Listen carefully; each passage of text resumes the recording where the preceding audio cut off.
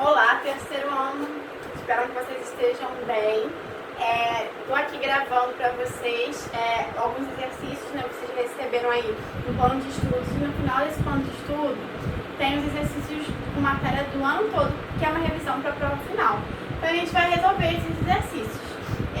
Serão 3 vídeos que eu dividi para vocês, para não ficar cansativo, para vocês não precisarem assistir tudo direto, certo? Não se precisasse, né, vocês podiam pausar e continuar depois, mas assim fica mais fácil para vocês assistirem. Então primeiro a gente vai ter a parte de Fisicoquímica, 2 vídeos de Fisicoquímica, e no final a resolução com os exercícios de Química Orgânica, ok? Então vamos começar. Questão número 1. Com base nesse gráfico, pode-se concluir que, acrescentando 20 gramas de cloreto de potássio em 50 gramas de água a 20 graus Celsius, obtém-se uma solução aquosa de... Então, vamos lá. O que a gente tem que ver? Essa temperatura, ela nunca vai entrar na nossa conta. Essa temperatura, ela só serve para a gente chegar aqui no gráfico e olhar a 25 graus Celsius, qual é a minha solubilidade. É mais ou menos 35 gramas do sal em 100 gramas de água. Esse é o meu coeficiente de solubilidade, tá? Então, eu vou colocar aqui, ó, gramas do sal e gramas de água. A gente viu que a 25 graus Celsius eu consigo dissolver 35 gramas do sal completamente em 100 gramas de água. Aí ele fala que ele colocou 20 gramas desse sal e 50 de água. Eu não posso colocar aqui 20 e aqui 50 porque eu tenho que ter um X, certo? Então eu vou ter que escolher um dos dois. Quem que eu vou escolher? Tanto faz. Os resultados matemáticos vão dar diferentes, mas a resposta que a gente tem aqui é uma resposta teórica, a gente só vai ter que pensar diferente. Então a gente vai resolver dos dois jeitos. Eu aconselho sempre vocês começarem a fazerem direto pela água, tá?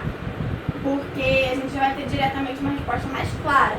Mas a gente vai ver também, se eu esqueci de colocar água e botei sal, como é que acontece, tá? Então eu vou pegar aqui, ó. Se eu coloquei 50 gramas de água, qual é a quantidade de sal que eu posso dissolver? Vou resolver essa regrinha de 3 e vou achar que x é igual a 17,5. Ou seja, a quantidade máxima de sal que eu consigo dissolver em 50 gramas de água é 17,5 gramas. Só que eu coloquei 20. O que acontece?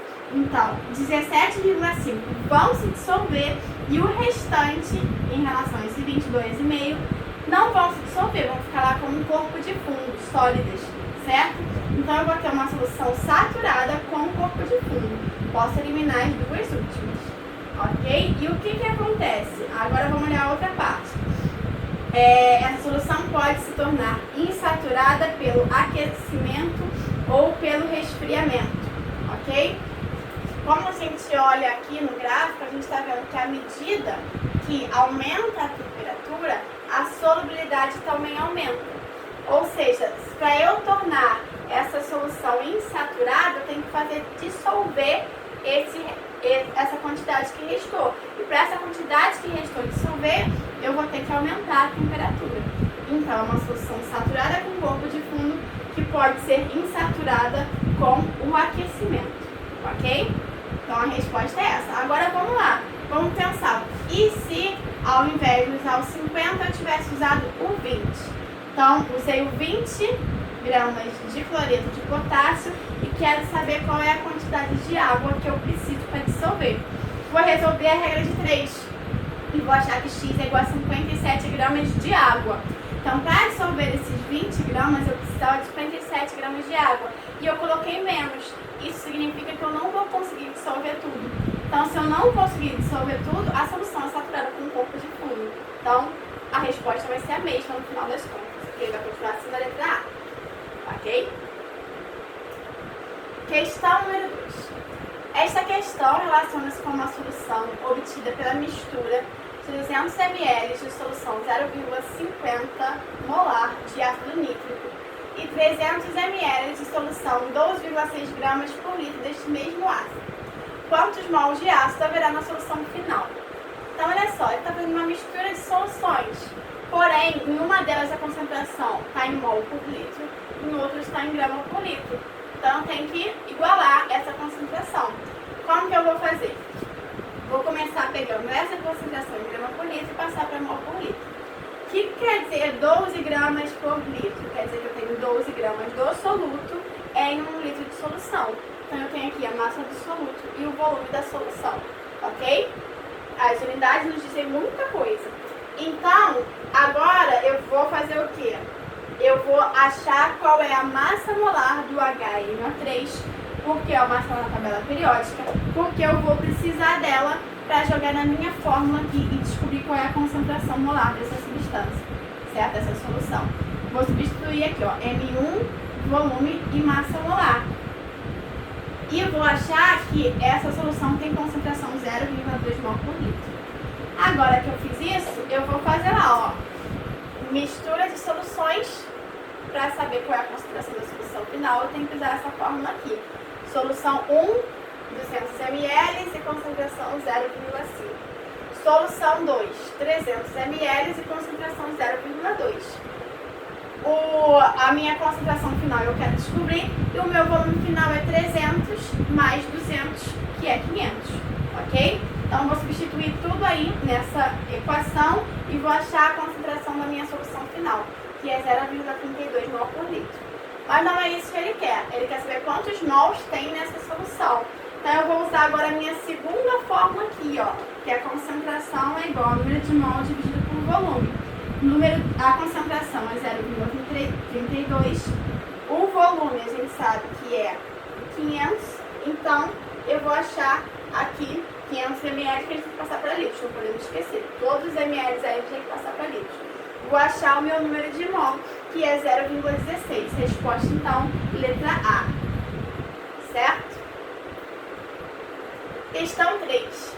O volume de água em ml que deve ser adicionado a 80 ml de solução aquosa 0,1 mol por litro de ureia para que a solução resultante seja de 0,08. O que eu estou fazendo? Ó, ele quer saber quanto deve ser adicionado de água para reduzir a concentração da solução. Isso aí então é uma diluição. E a minha fórmula da diluição é essa aqui. Concentração e volume da solução inicial é igual a concentração vezes volume da solução final, ok? Então, a minha concentração inicial é 0,1. O meu volume inicial é 80 ml, certo? Ele quer saber qual é o volume final para chegar na concentração de 0,08. Então, vou substituir aí e vou achar que o volume final é de 100 ml, certo? Então, resposta, letra E. Não é resposta, letra E. Muito cuidado com isso. Esse é o meu volume final, mas ele quer saber qual é o volume de água que deve ser adicionado. Olha só, a gente quase caiu nessa. Então, se o meu volume final era de 100, o meu volume inicial era 80, quanto que foi adicionado? 20 ml. Então, essa é a nossa resposta. Tomem cuidado aí, ok? Questão número 4.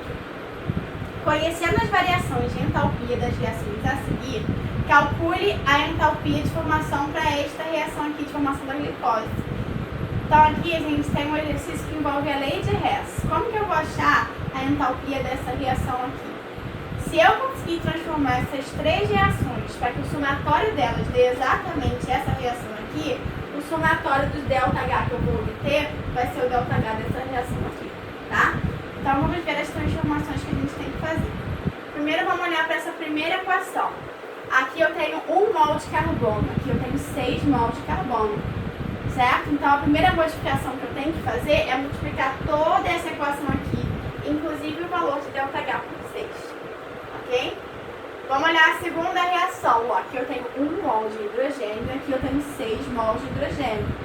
Então, mais uma vez, eu tenho que multiplicar tudo isso aqui por 6, certo? Terceira equação. Aqui eu tenho a glicose como reagente e aqui eu tenho a glicose como produto. O que eu vou fazer então? Eu vou inverter essa reação para ela virar produto. Quando eu inverto a reação, eu tenho que inverter aqui o sinal de ΔH. Porque se nesse sentido ela é exotérmica, no sentido contrário ela é endotérmica. Então, inverti a reação e inverti o sinal de ΔH, ok? Agora eu vou somar essas reações.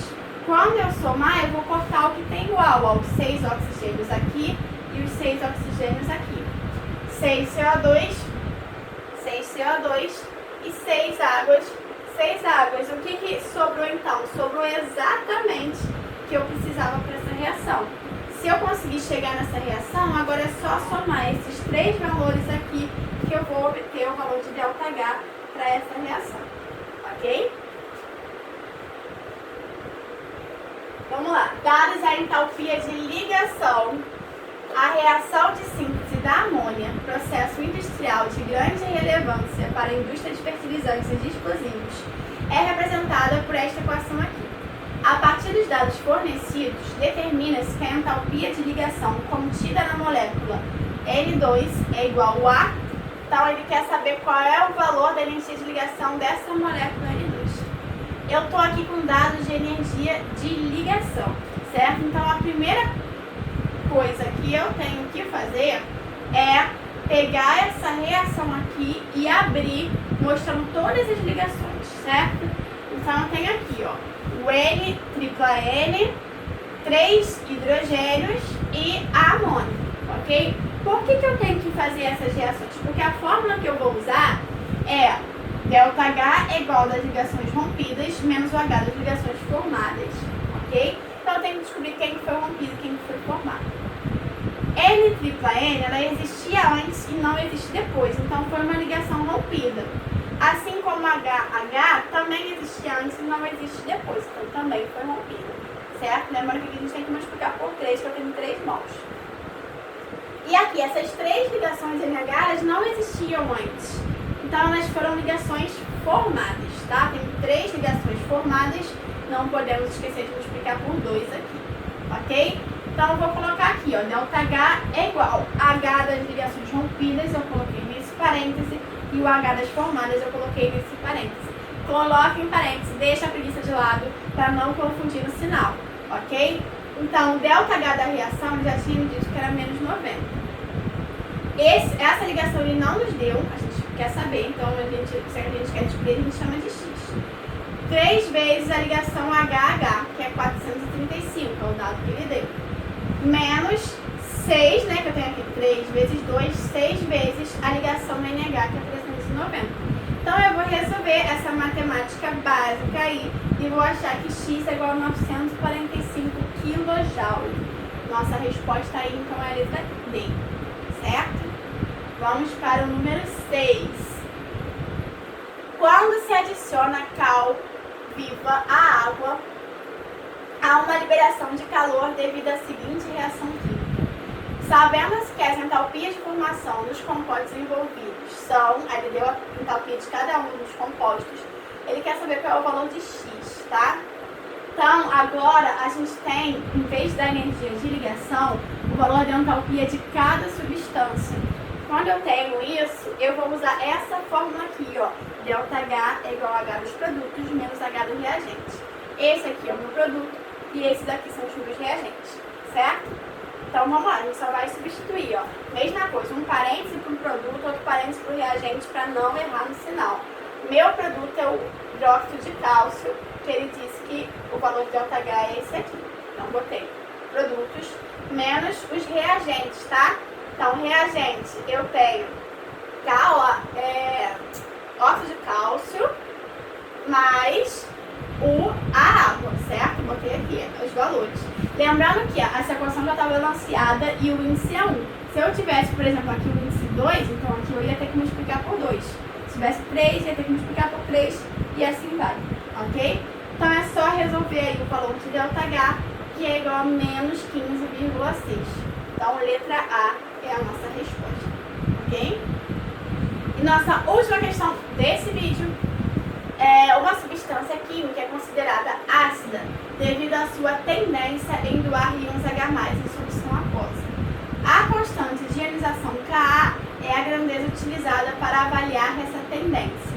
Assim, são fornecidas as fórmulas estruturais de algumas substâncias químicas e os seus respectivos valores de Ka, 25 graus Celsius.